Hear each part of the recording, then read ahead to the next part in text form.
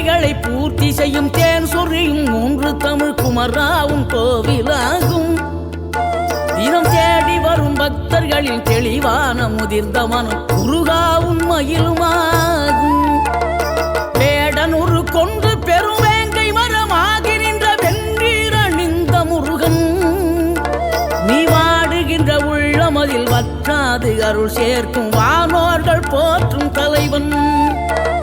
நீரெடுத்த மேனியுடன் ஆறிடத்தில் பேரெடுத்து நினைவெல்லாம் இனிக்கின்றவன், நீ ஓரெழுத்து ஆயுதமாய் ஒளிகின்ற வேலெடுத்து உறுதுணையாய் வருகின்றவன், எனக்கு உறுதுணையாய்